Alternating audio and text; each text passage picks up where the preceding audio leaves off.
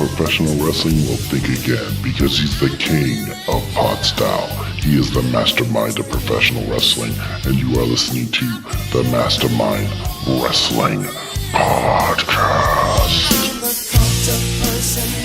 Hello everyone and welcome to the Mastermind Wrestling Podcast, episode 33, and this is entitled, We're Back, Baby! And that's right, we're back. With all new episodes going forward, we have so much planned for you guys, but as always, I'm Matt, the Mastermind of Professional Wrestling, and with me always is my friend, the man that I thought may not come back, but he did just for me, and that is the man of 1,001 nicknames, Paul. Paul, how you doing? It's because I'm sweet on you, Mastermind. How you doing tonight? I'm doing great, and I'm glad to hear your voice. I'm glad to hear your melodious tones once again.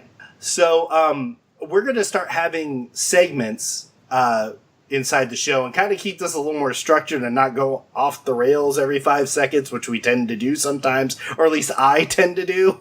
So, this first segment is called News from Around the Squared Circle. And our very first piece of news, the one I'm really happy about, is Adam Cole, baby. He made his first appearance on NXT Saturday night at the Brooklyn 3 pay-per-view.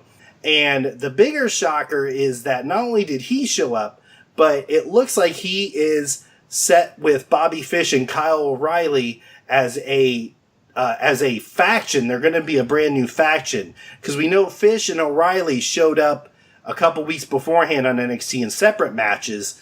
And now it looks like they're going to be one cohesive unit. Paul, what do you think about Adam Cole showing up and then them being together as a team? Well, unfortunately, I didn't get to catch TakeOver this time around. In retrospect, hindsight being 2020, and I'll kind of regret that decision. But no, it's great. We said months ago that if you backed up enough money into Adam Cole's driveway, that he would sign with damn near anyone. That kind of just proves it. No, it's great that he's in WWE. If they use him correctly, if they book him right, and if they treat him right, he will go far. Hopefully he won't fall to the wayside like, Chris Hero and some other, indie stars that we've seen just not flourish at all, once they hit WWE. But like recently, their track record has gotten a lot better, with guys like Nakamura and Bobby Roode, and even Eric Young, even with, in the whole sanity thing, he's done well for himself. A lot better than I thought he would. So hopefully they use him correctly, and we won't have to, talk about this 6 months down the road when we're like, what the hell happened to Adam Cole? Yes, I don't think that's going to happen. And Fish and O'Reilly, I've been very high on. They're a great tag team together. I really do like Bobby Fish, and I hope it really works out for him too.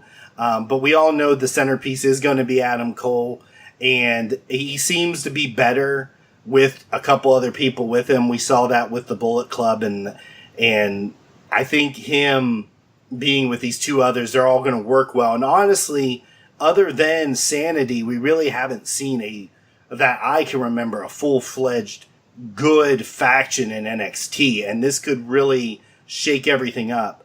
But more to your point about Chris Hero is that, you got Roderick Strong, who I thought was going to be great. Now, he's not. He's kind of in there in the mix, but not as much as I probably would have liked to see him. Aleister Black's got a big future. I love seeing him. There's someone that you could see as a replacement for some of the bigger guys, the older school bigger guys that are not really wrestling that much in the WWE.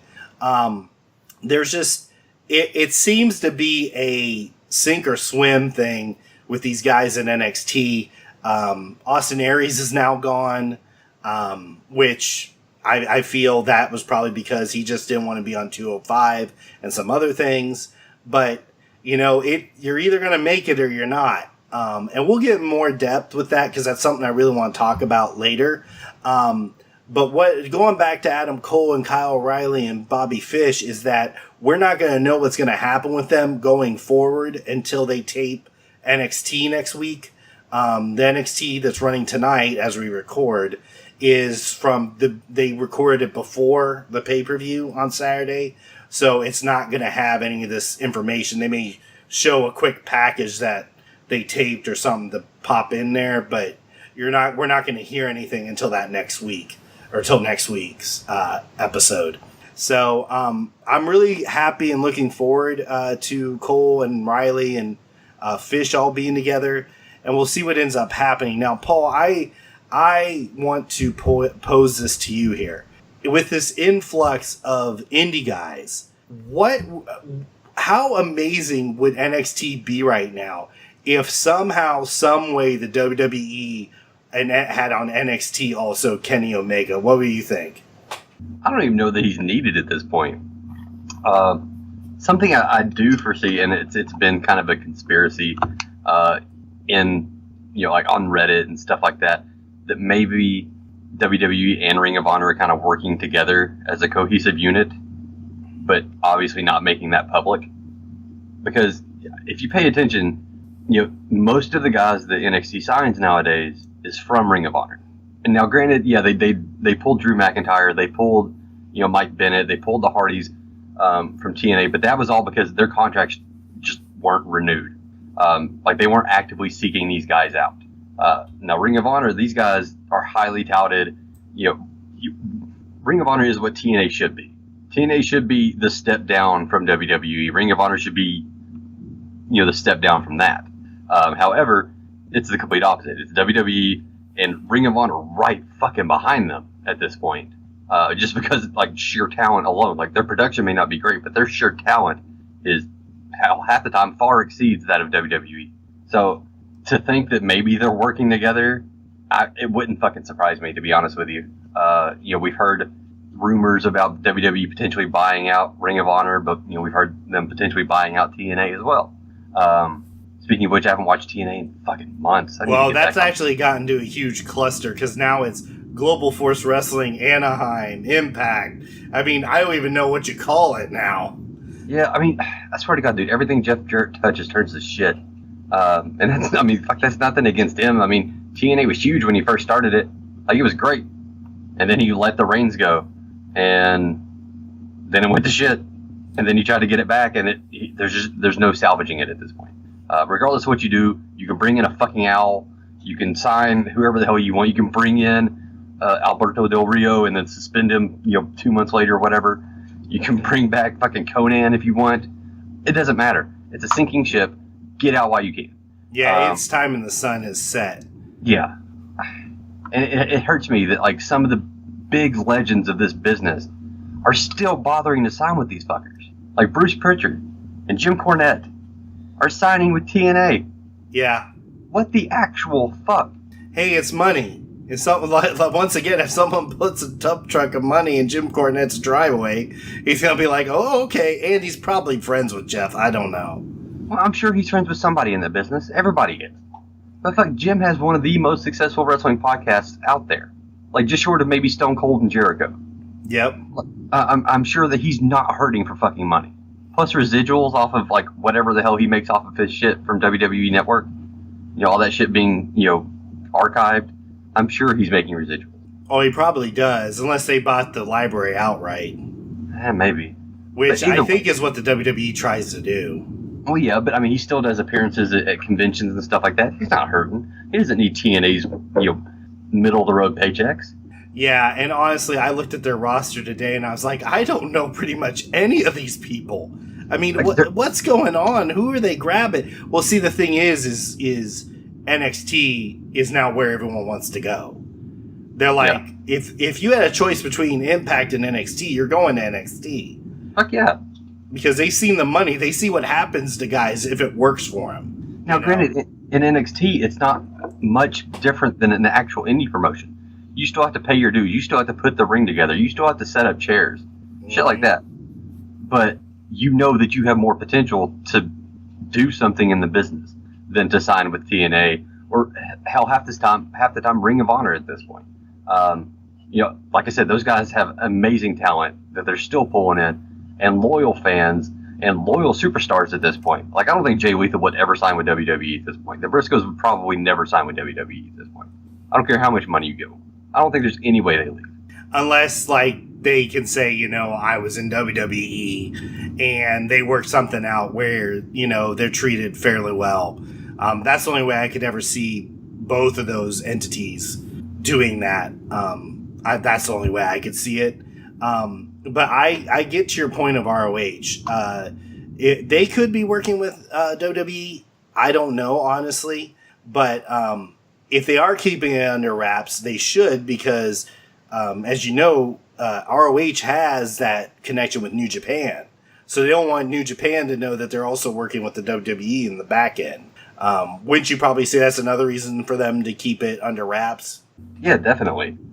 Because they know if they ruin their chances with New Japan, even with like all the frayed and burnt bridges the TNA has with damn near every Japanese promotion out there, mainly because of Vince Russo and his inability to keep his fucking mouth shut, that there's a half-assed decent chance that New Japan, in fact, you know what? The hell with you, Ring of Honor. We'll join up with Global Force.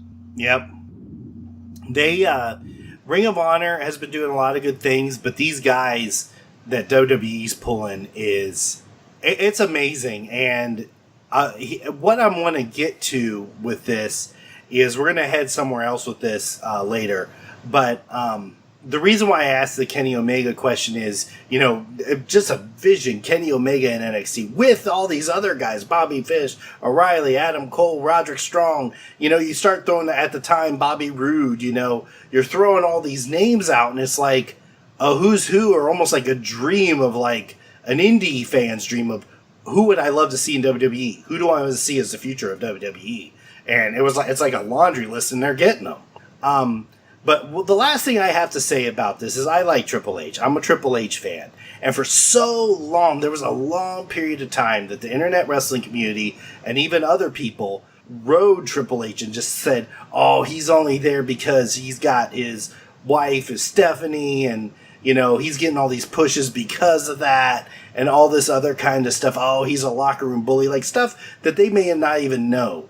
Well, now, people, you need to be bowing to Triple H, because for what he's doing with NXT, and he actually, I think, is listening to the fans more than once Vince does. And he's like, oh, okay, Adam Cole's really big. People really like Adam Cole. Okay, I'll look at his stuff. Okay, his stuff's really good. We're going to sign him. And that's what he did. He did that with Bobby Roode. He did that with Nakamura, which was a big coup. I still can't believe they got Nakamura out of Japan.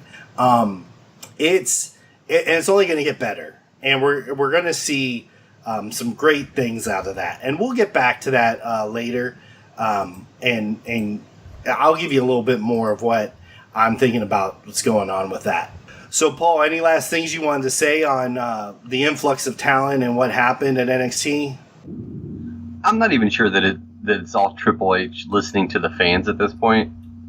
Like, if you look at the roster that they have at the time that they signed these people, I think it's more the connections that he has with the wrestlers. Like he signed Nakamura when he had Finn Balor on the roster. Finn Balor and Nakamura have done battle however many times. They've had match after match after match. Same thing. Like basically, I think he's using more the connection that he has from wrestler to wrestler than he is from wrestler to fan. That makes sense. It doesn't hurt. But you got to think, if he has one ROH guy at least on the roster, they have connections with 4 other ROH guys that they can pull. Because if he was listening to the fans, at this point, we would have already seen the Young Bucks. I don't know about that. I'm not hugely high on the Young Bucks, honestly. Fuck you, man. The Young Bucks are the shit. Now, granted, they're another one of those that it doesn't matter how much money you back into their driveway, they are loyal to Ring of Honor. And it may not be necessarily that it's because they love Ring of Honor. It's the fact that Ring of Honor is going to give them the creative control to pile driver a cat if they want. Which no bullshit. I saw a video of it. Somebody tossed them a stuffed cat and they did a fucking pile driver on it. It was fucking hysterical. But if that was the case, I think it's more so that they won't have as much creative control as they do in Ring of Honor. And that's what scares them away from WWE. Yep, I can see that. So another thing really quickly, you bring up the cat, and I know we're already going off the rails, but let me just put up this point because it was something I saw and something I don't have in my notes here, is that if you notice in SummerSlam, there's a beach ball going around during the Cesaro, Sheamus, Ambrose, Rollins match, and what was it? Cesaro ran out into the crowd and ripped it apart. Well, it looks like on Monday, people brought more beach balls and they started banging them around on Monday, and people were getting kicked out because of it. At least that's what I'm hearing. And they are actually, WWE now is going to put beach balls on their do not bring in list, that you can't bring them in. I guess it's getting a little too out of control for some of these bigger crowds and people that know are in the know and like, oh, beach balls have gotten over before in the crowd. Let's keep doing that. So I think they're going to stop it. Paul, did you hear anything about that? And what do you think? No, I didn't hear anything about that, but I think it's complete and utter bullshit. You watch indie, like any indie promotion, and you see people throwing streamers before and after every match. Like, you watch Ring of Honor, you watch Wrestle Circus, you watch pretty much anything, and you see guys like having to kick streamers out of the ring before they can start a match. Back in the old ECW days, people would throw shit into the ring the entire time. One of the greatest and most memorable ECW clips of all time is people throwing their chairs into the ring. Yeah. Like, you can't just tell people, oh, don't bring fucking beach balls. Who gives a fucking shit, man? Yeah, I don't know how true that is, but that's what I saw. That could be all BS. But it's a beach ball. Who cares? I saw personally Scott Steiner jump the rail and like rip up somebody's sign. Like, it's all part of getting heat.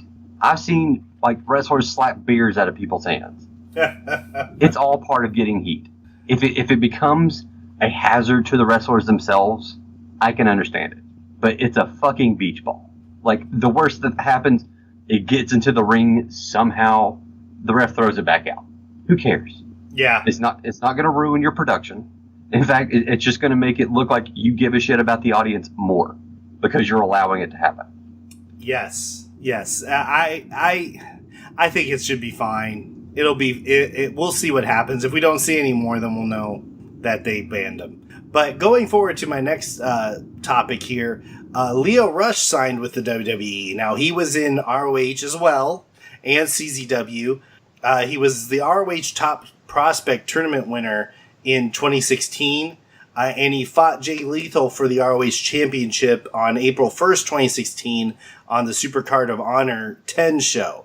I'm looking for him to land on 205 Live and be a competitor there. He's very small. He's under 200 pounds. I think it was like 190 or something like that. Paul, what do you think about them picking up Lio Rush? Dude, Lio Rush is a fucking beast. Like, he's a small little dude, but that guy can go. Like, I've watched plenty of his matches, and that dude, he's legit. Like, even if he doesn't end up on 205 Live, even if he ends up on SmackDown or just staying in NXT, whatever it is, he has the potential to go far. He could be like a Rey Mysterio type, underdog, still taking on the big guys and pulling out a win kind of situation. He does have potential there. Yeah, and I can definitely see that with him as well. I think they're a little too easy to pull the trigger and just throw him on something like 205 Live. I think if they give him a chance, he can do better than that. But we'll see. I just want to see him in NXT for now and see how he fares against that group. And we'll see how he fares there, and then, moving on to the main roster, wherever they end up putting him. The thing is that someone like him, I have this bad feeling they're going to put him there and just say, oh, he's a cruiserweight, and let him do all the cruiserweighty stuff. Now, if they get a lot of good cruiserweights, better than what they have now, there's some really good ones that they do have, folks. But get a better roster of better cruiserweights, then someone like Lio Rush being there ain't going to be a big deal. But right now, everyone's just fighting Neville, really, or trying to fight Neville. And that's, at the end of the day, is what you see. But I'm interested to see how he does. I really want to follow his career. I've seen a couple of his matches. He is really good. So it's a win-win for the WWE, really, honestly, no matter what happens. Now, our next point is something while we were gone, something happened. Enzo and Big Cass split, and Cass dumped into the side, became a heel, and there's a lot coming out of this. Tons of different stories of why it happened.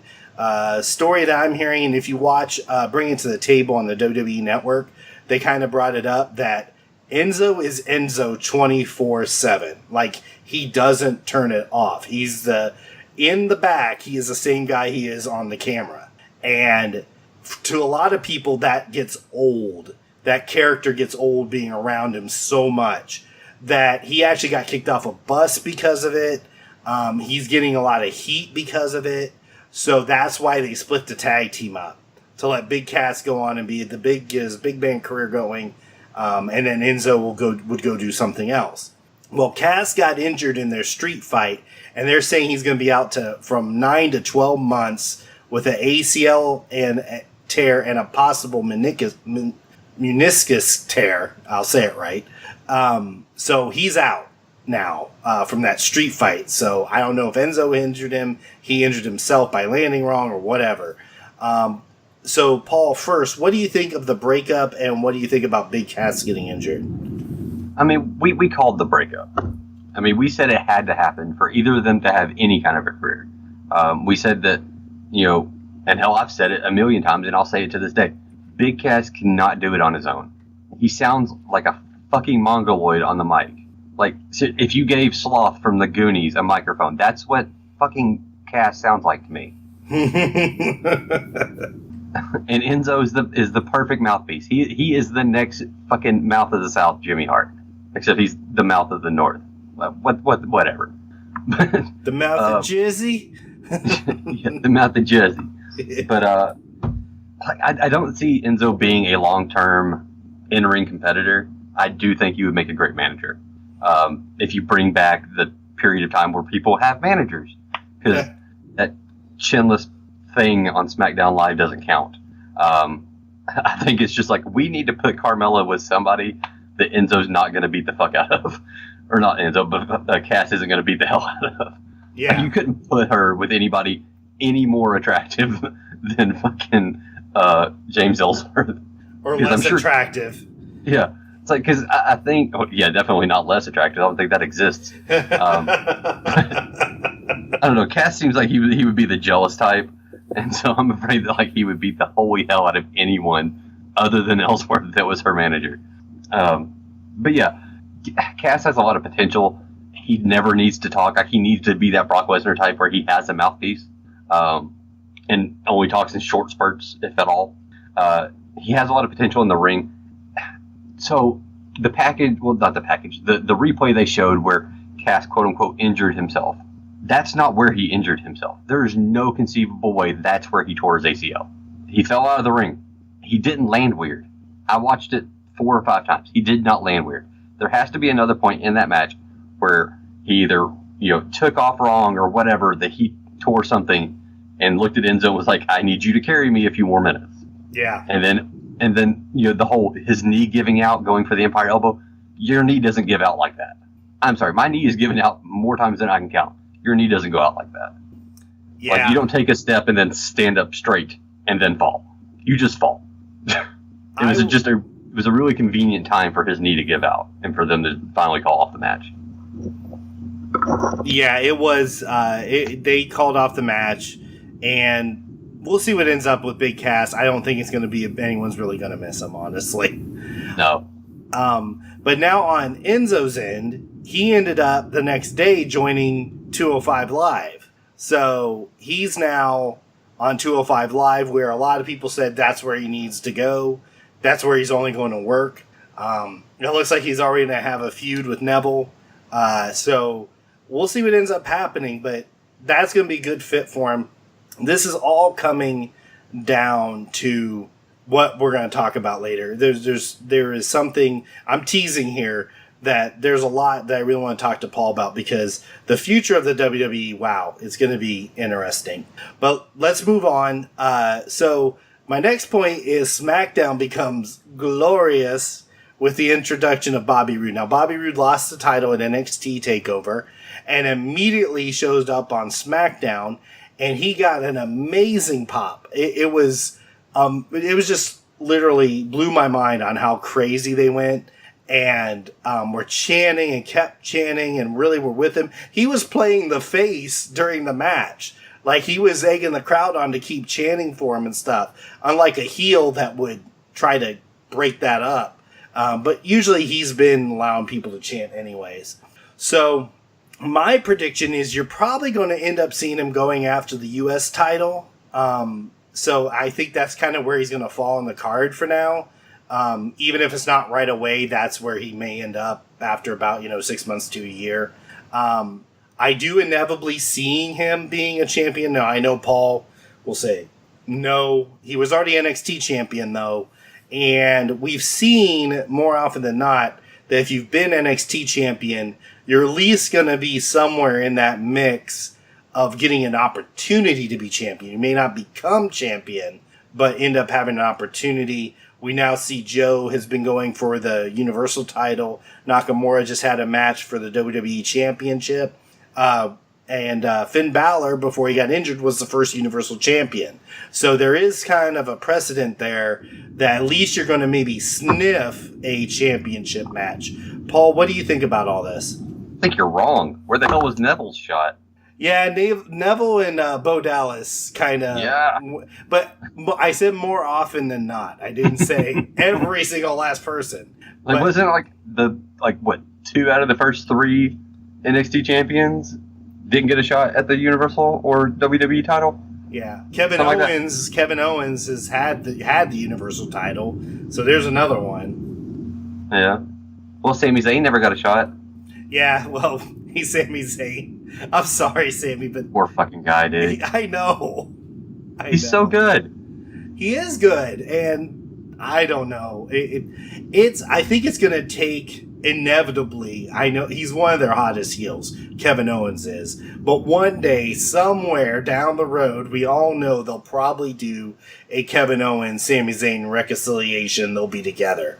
I think maybe then that might help him a little bit, but probably won't, because then they'll be together and Owens will still be the center of attention. So I don't know what you do with Sami to make him better. Well, you quit putting him in fucking feuds with Mike Bennett. Oh God! When I saw Mike Bennett showed up, I was like, yes. And then I saw calling him Mike Kanellis just pisses me the fuck off. Yeah. Then when I saw Kanellis, I was like, no. Like the only reason they're doing that is because everybody knows who Maria Kanellis is. Nobody knows who the fuck Mike Bennett is. Well, some of us do. Well, yeah. Anybody who follows like wrestling as a whole knows who Mike Bennett is. The rest of the WWE universe has no idea, but they know who Maria Kanellis is. Yeah. Just like if Stacy Keibler were to come back with her husband, he would be so-and-so Keibler. I don't know if Tori Wilson and Billy Kidman are together, but even as big as Billy Kidman was, he'd probably come back as Billy Wilson. Billy Wilson. Oh, God. So Bobby Roode won that match, and of course... Okay, dude. It was against Aiden English. You can't fucking call that a match. Yeah, well, it was still fun to watch. Regardless. That was just that was an exhibition. That's what that was. It's Yep. like, hey, you still fresh? Yep. All right, got it. Go back to the locker room. You know what? I'm going to go ahead and kind of stop the news here and just go ahead and talk about what I wanted to talk about. And that's honestly the future of WWE. Now, we were used to this cycle because they just didn't have anyone new that was like this long drawn out during the Cena era where, yes, you got some new guys, but it seems like we were seeing the same people over and over and over again. It's looking like now that that's going to be so brought in way smaller of times and eras because, you know, you got to look at it like Seth Rollins, Roman Reigns, and Dean Ambrose, they showed up. That was the beginning where everything started to happen was with the Shield. And slowly but surely we saw these new guys come from NXT. And it's happening on a faster pace more and more and more as we're going on. It's looking like now that not just NXT, but WWE is going to be a sink or swim. Because, you know, you may see someone like Ty Dillinger brought up to SmackDown, but now you're not seeing him all that much. And it's like, you know, you have your opportunity and you have the small little window, I think, to make this opportunity work. And if it doesn't, they got someone right behind you that may even be, that's going to be better than you or just as good as you. And he's going to take your spot. It seems like it's running a whole lot faster.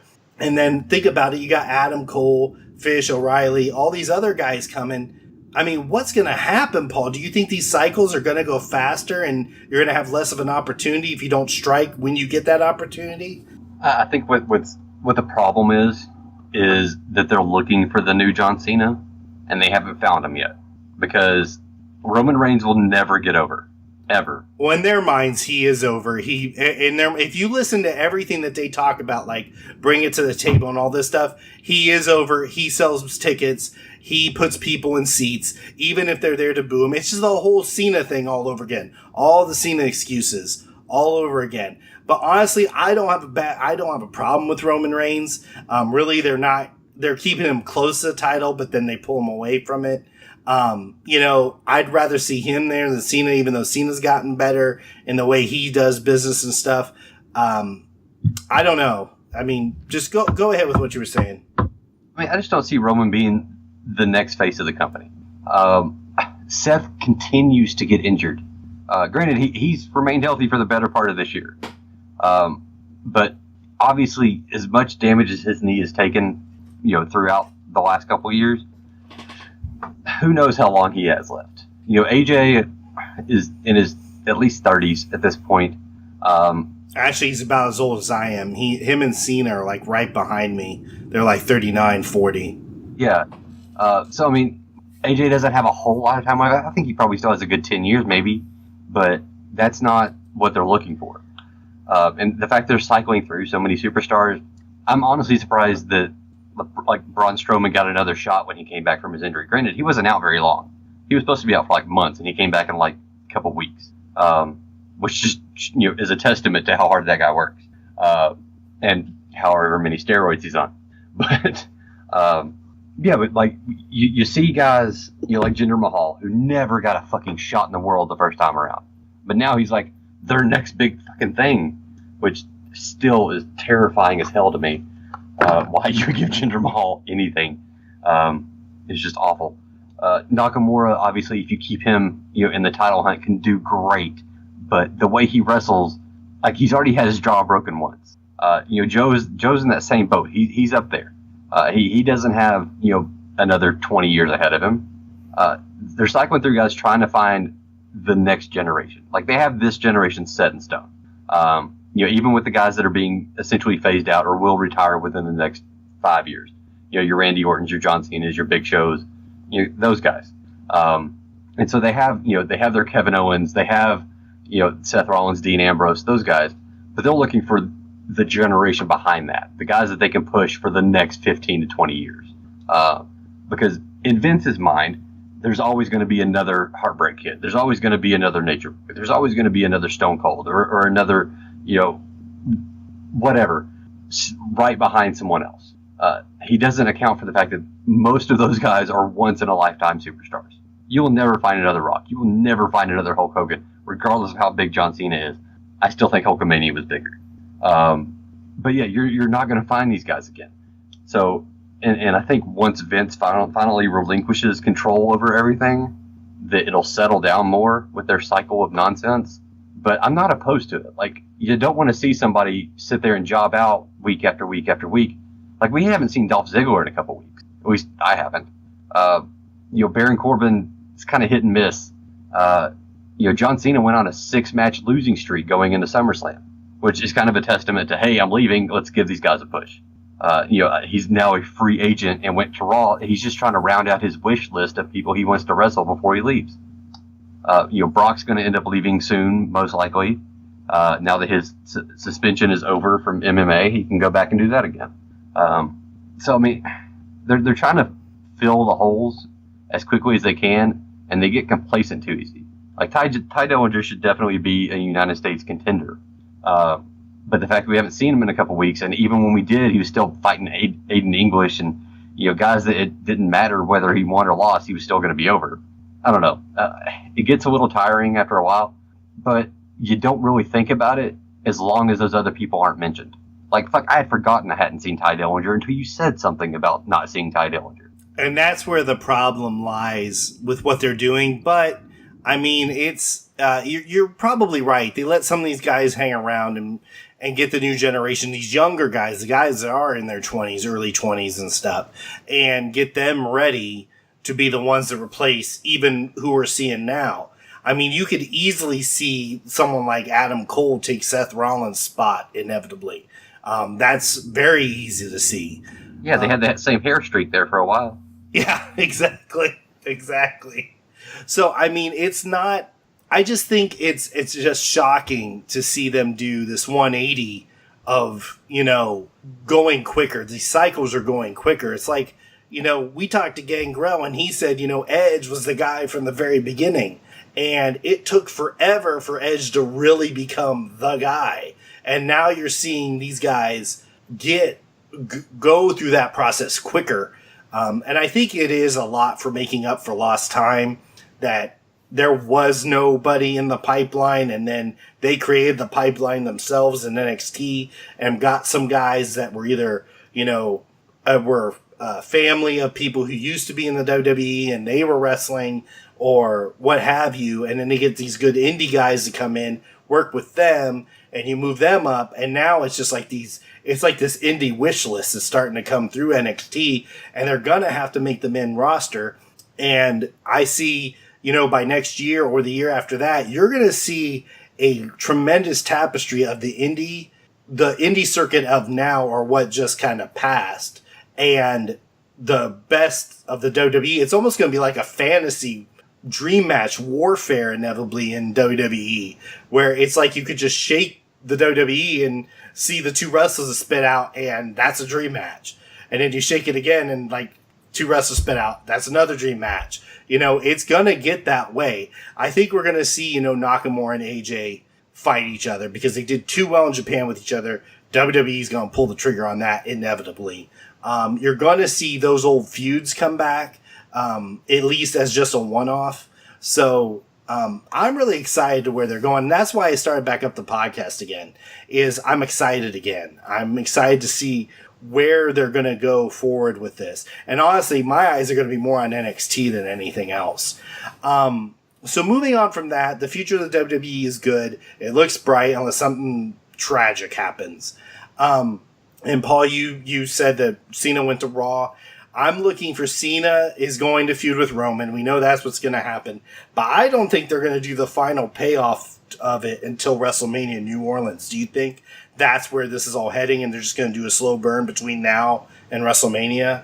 I'm not even sure that Cena's final match is against Roman at WrestleMania. Because, he's wrestled Roman before, right? Like, I'm not fucking What I'm trying to say is, no, I don't think Cena's done, not by a long shot. I think he's going to be there for a while, but I'm just saying their feud.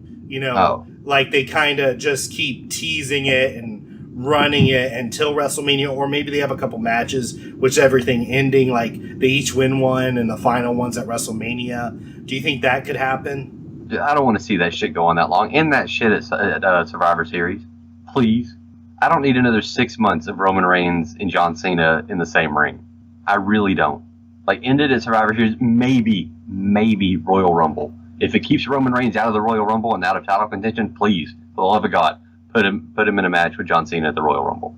Stop thinking of the glass half empty and look at it half full. You act with them two together, they're away from everyone else. Okay, yeah, it's Cena and Roman. Go, you guys go over here, have fun. We'll have everyone else wrestling each other, and you guys aren't around them. I almost think that might be what they're doing here, is let's just pull them away. We'll keep them together in a feud while we see how everything else shakes out with all the rest of the guys. Do you think they could be doing that? Maybe, and I think it's not necessarily, okay, you two go play ball over here while everybody else goes and plays tag over here.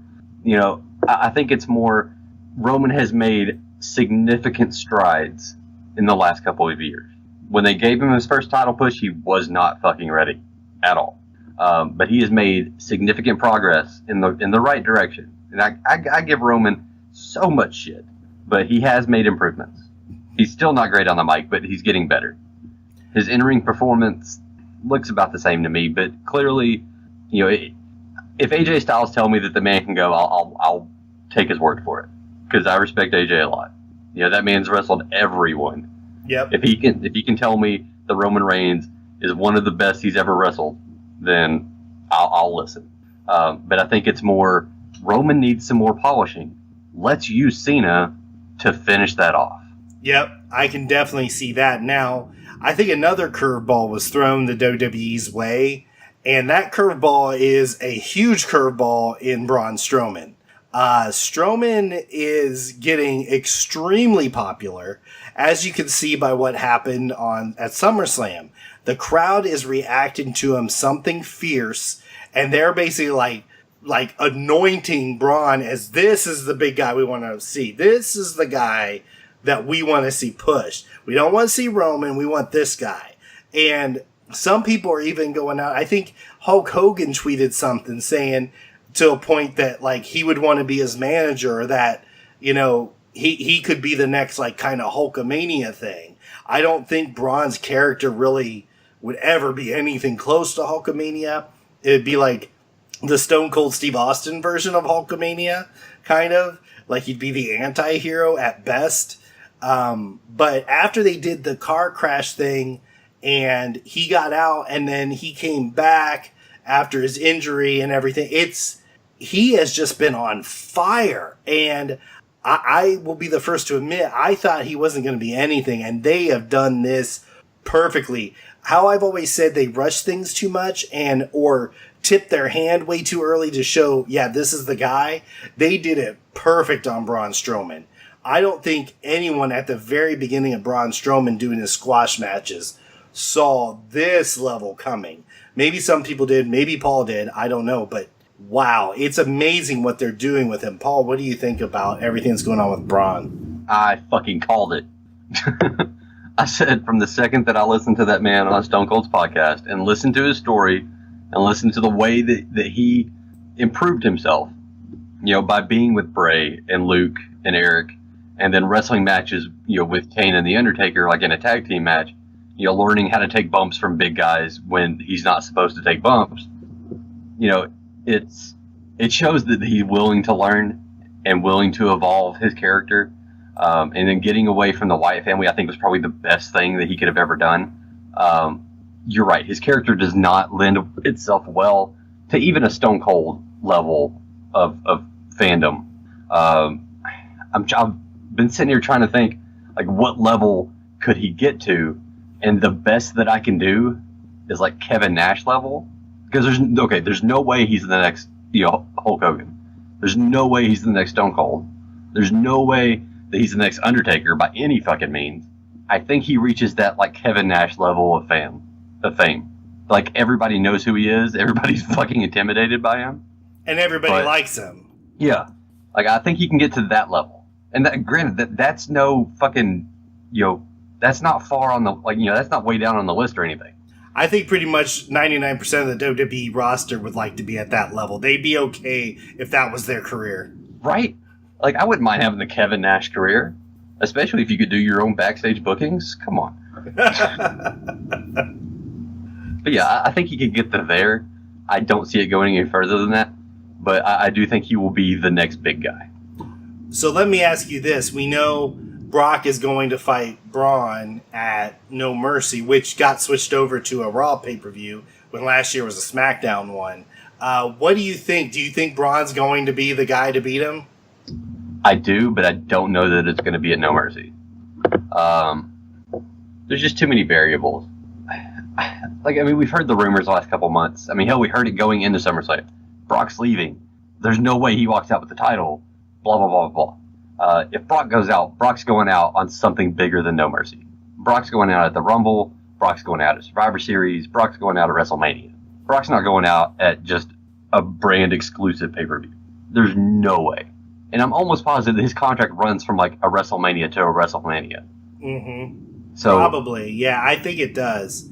So I'm pretty sure that if like he unless it's just breach of contract and he says, "Dude, I'm out. I'm taking my ball and going home," that like I think Braun can dethrone him if they want to drag this all the way out to WrestleMania. I'm not that opposed to it because you know, fuck, Brock shows up once a month anyway, so it's not like it would get old seeing the two of them in the ring. They did great at SummerSlam. Like that was easily the best match of the night, and it even had Roman Reigns in it. I'm saying that, but no, that was insane. Like I was watching it, my wife like went outside to go smoke. I looked her dead in the eyes like, this shit is crazy. Yeah, it was like a demolition derby. That was nuts. Yeah, that was old school, like 90s level. Like, I love what I'm seeing wrestling. Like, I have not been that entranced by a match in a long time. I was even like, what the hell are they doing? Braun's gonna kill Brock. What's going on? I even love the goodbye chant as Brock gets carted out on a stretcher. Because I think everybody's everybody's sick of them, honestly. Well, dude. So, Monday night, when Brock came out, like, his music hit, and I started doing the little jumping around thing. My wife looks at me, she's like, I thought you hated Brock Lesnar.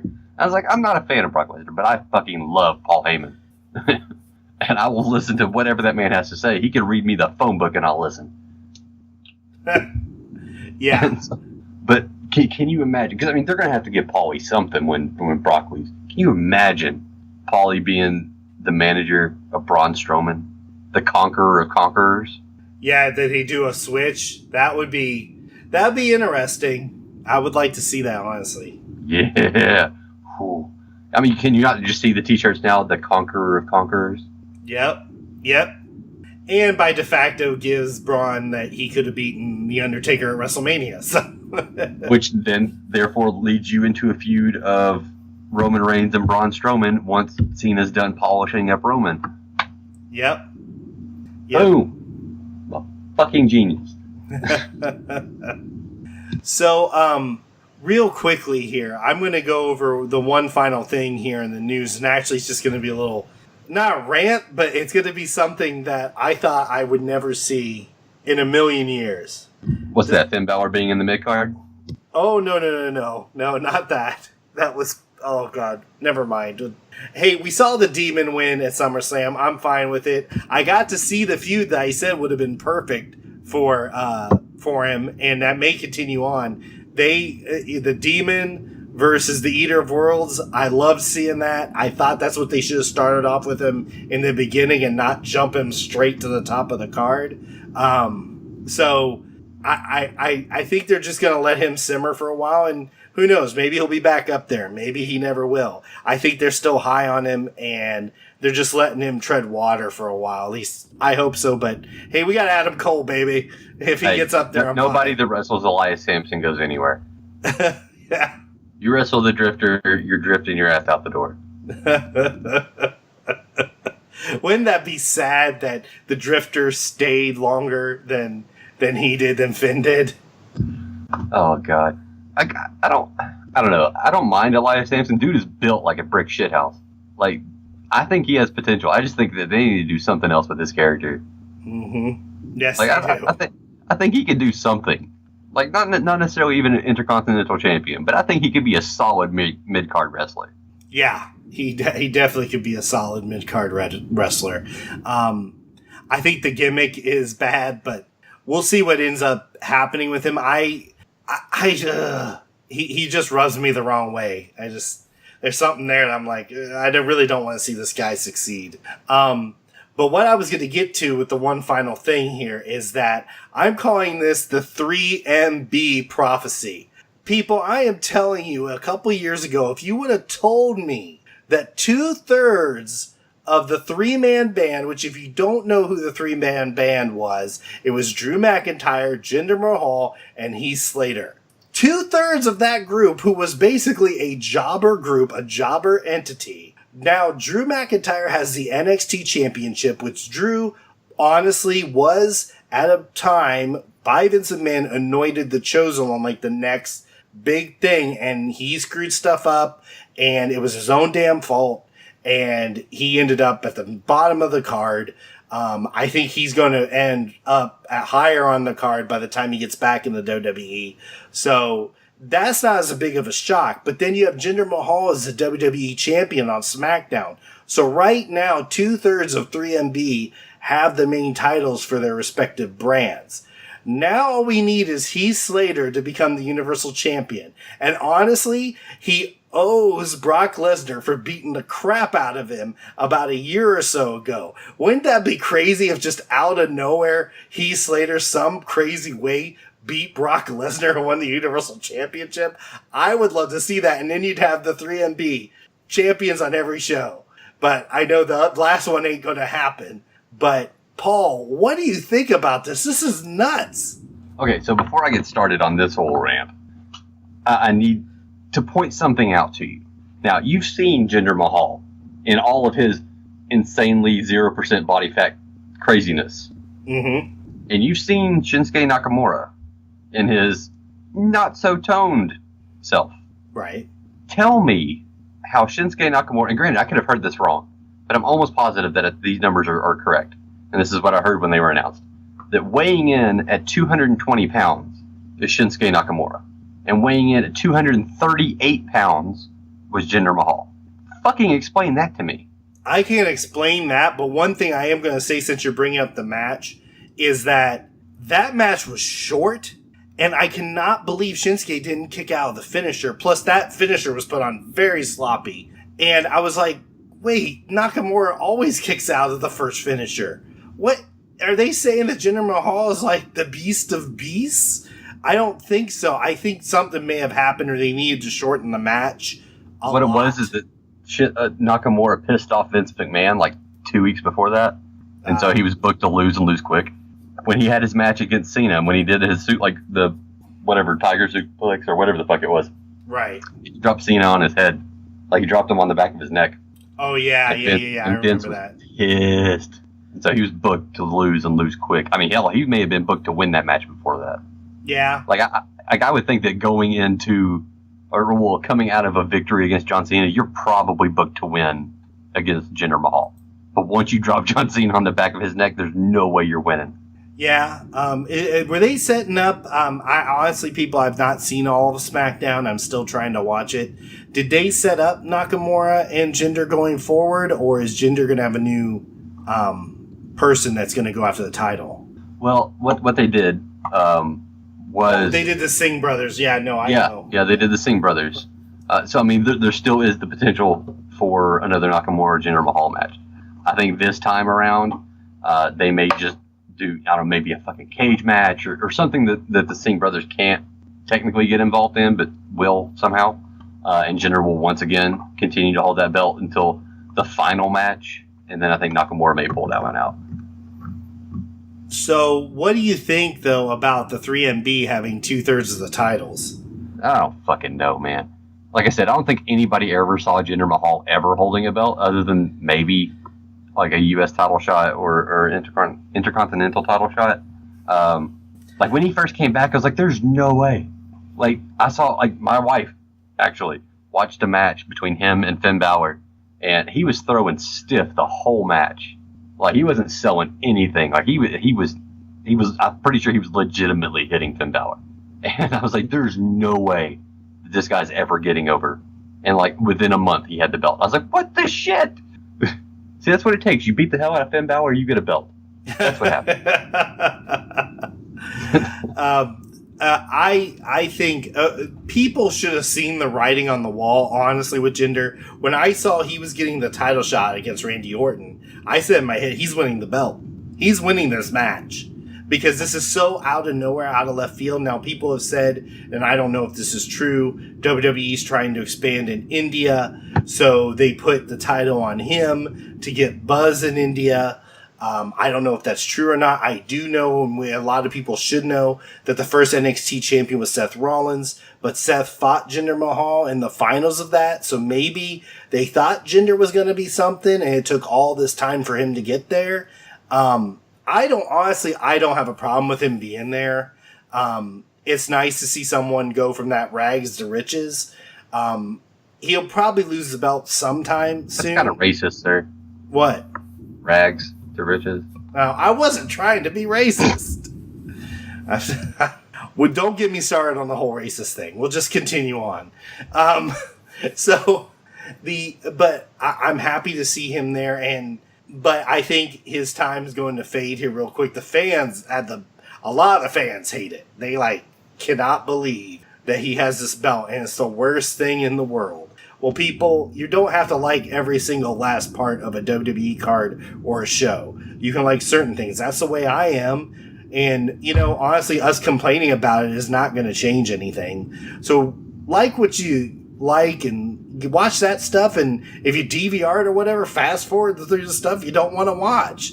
Don't you think that's the way to do it, Paul?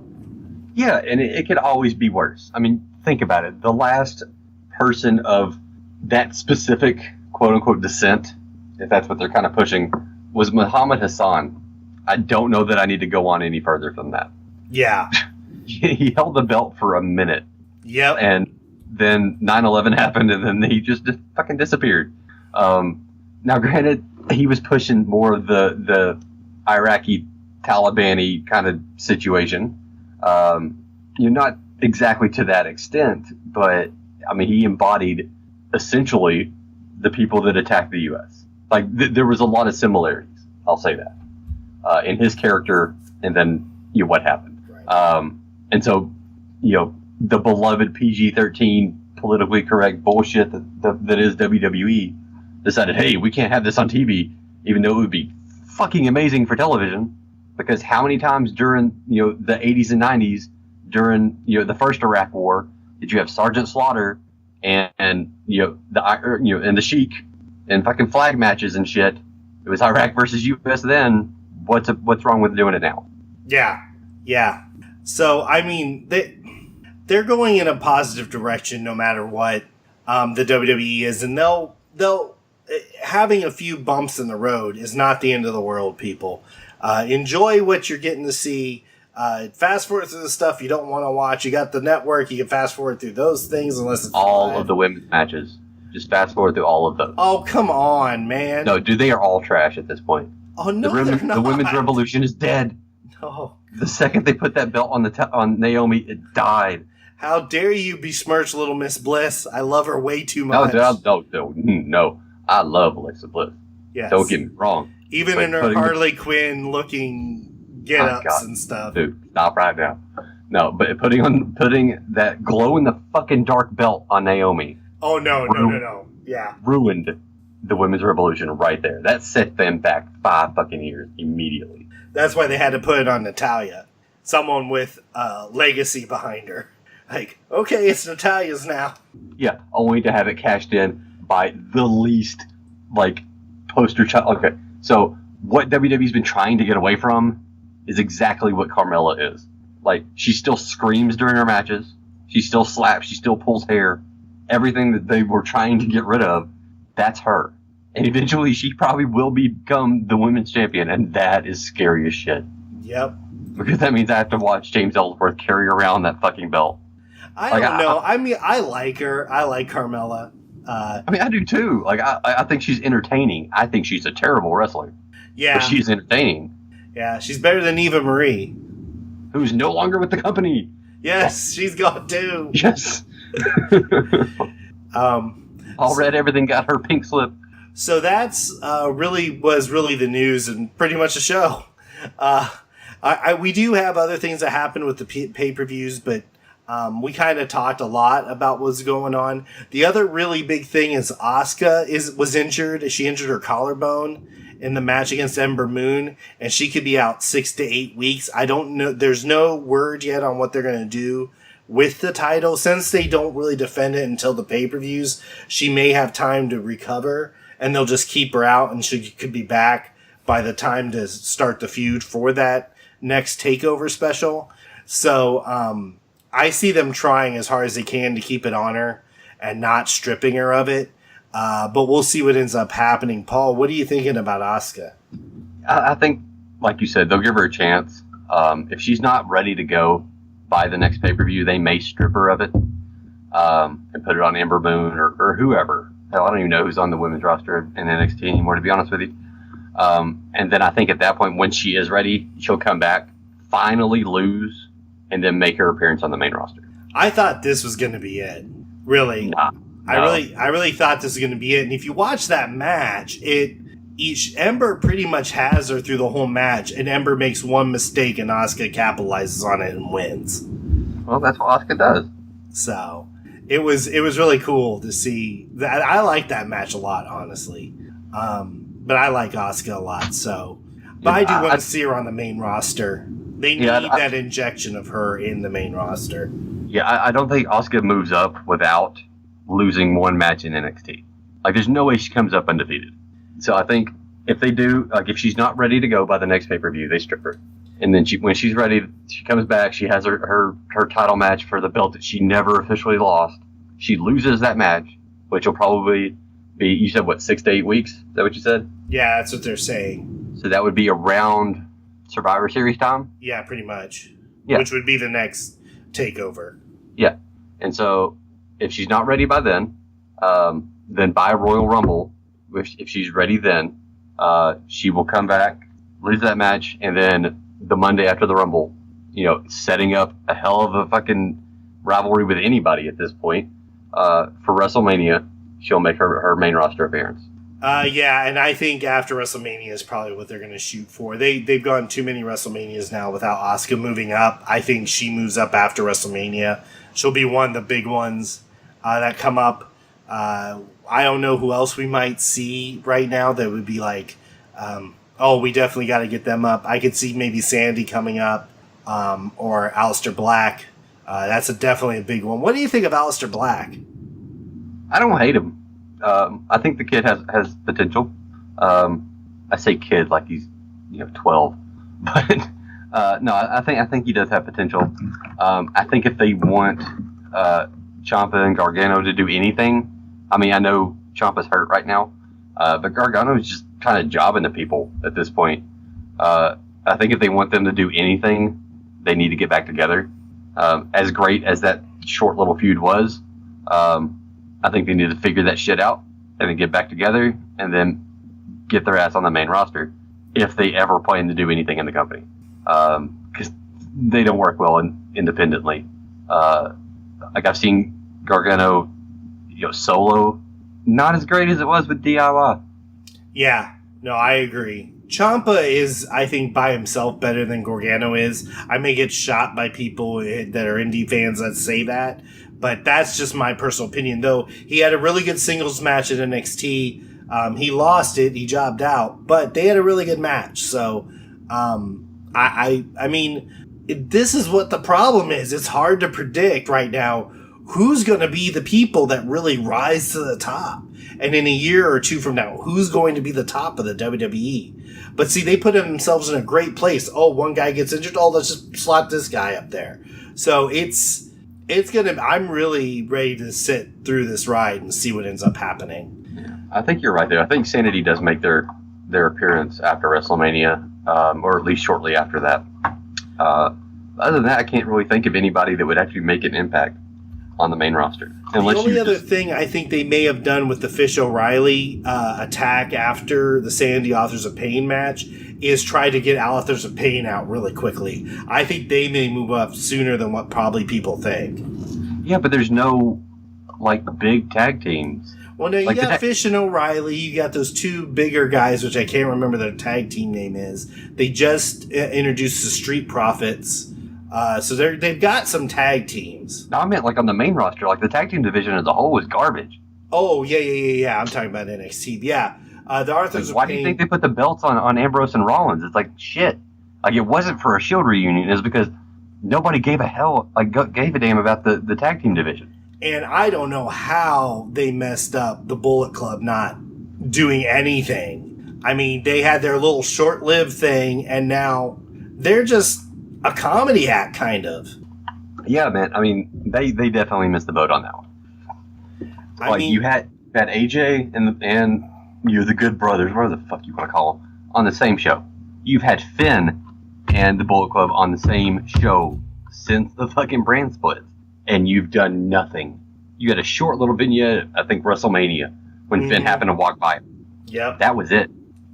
And, Anderson and Gallows just, won the best tag teams for their time in Japan, and you bring them here and you're saying these other tag teams are not as good as them. The Revival came back and then they left again because I think one of them got injured. Am I right on that? Yeah, I think Dawson's hurt. Yeah, because one was injured and then they came back and now the other one's injured.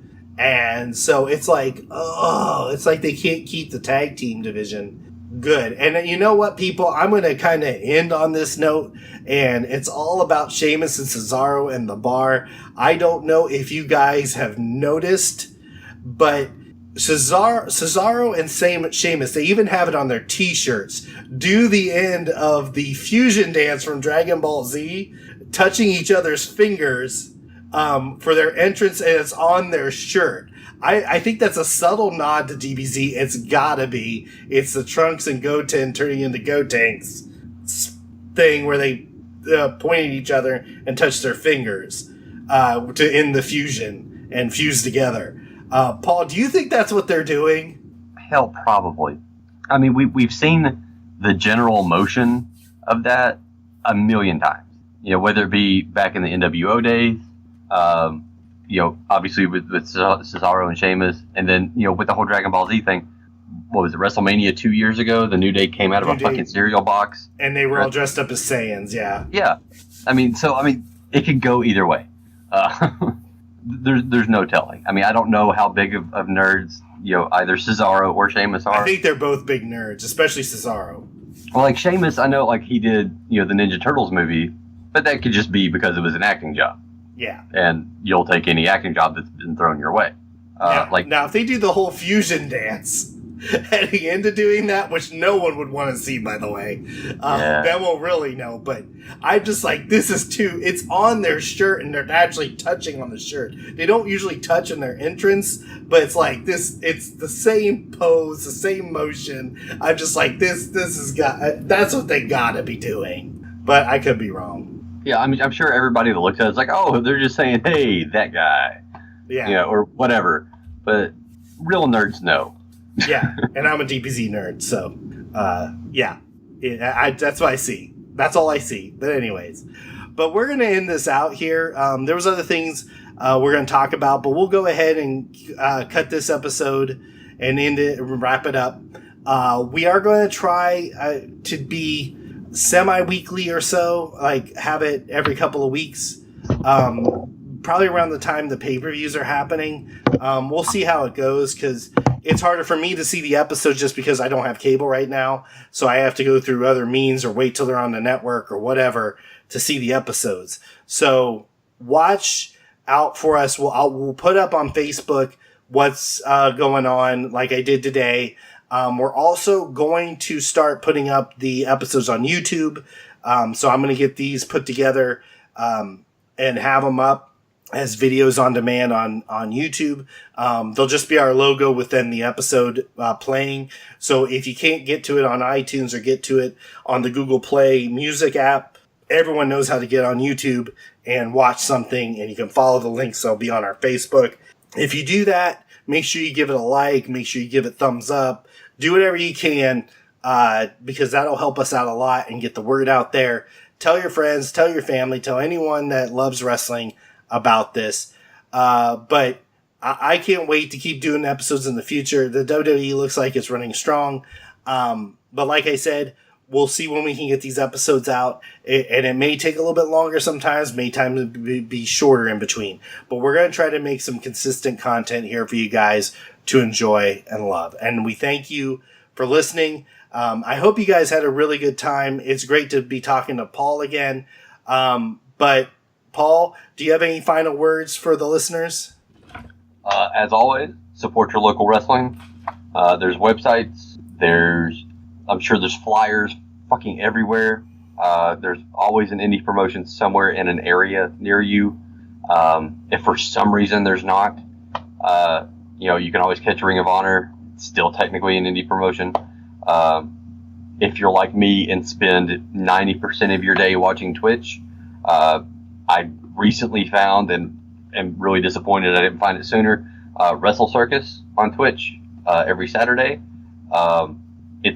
It's an indie promotion, but they do a hell of a job. You know, check those guys out. It's a shameless plug. They're not paying me to do that.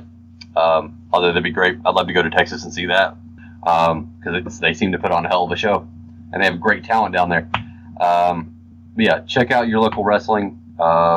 You know, we don't always just want to do WWE stuff.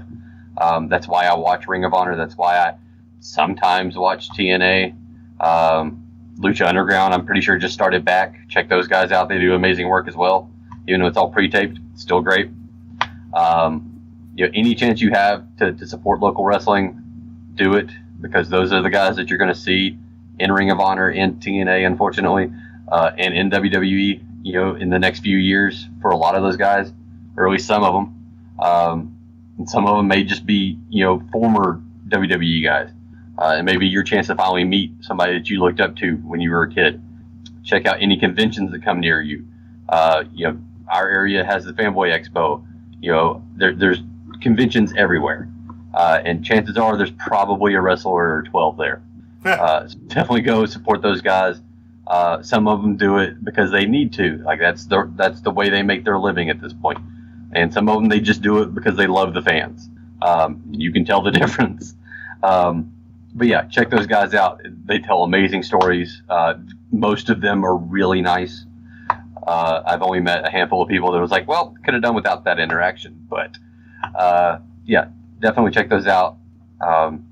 If you want to follow me on Twitter, it's at inked_HS. It's INKD_HS. Tell me what you want to hear us talk about. I am more than willing to listen. If it's a reasonable thing, then I will be more than happy to bring it up. And, it never hurts to have a few more followers. You follow me, I'll follow you back. How's that work? We'll do some of that. That way you can see what I'm ranting about when I decide to rant, and I can see pictures of your dogs. Yes. But that should be it for me. That should be a great time. Right. I think that's going to be it for me, and I'll let Mastermind close everything out for y'all. And we're on Facebook at Mastermind Cast. YouTube is the Mastermind Wrestling Podcast. We'll have links on Facebook for the YouTube stuff. We're really trying to get our name out there. We're going to look. I think I'm going to try to see if I can get Jackson Stone back on, because he's going, oh my God, there's a lot he has done since we talked to him. A ton. Things that I was just absolutely shocked about. But he's getting what he deserves, and he's doing having a great time with it. But that's going to be our show. As always, I'm the Mastermind of Professional Wrestling, Matt. I'm the king of pod style. And for Paul, the man of 1,001 nicknames, thank you so very much for listening to us. And we are out of here. Yeah.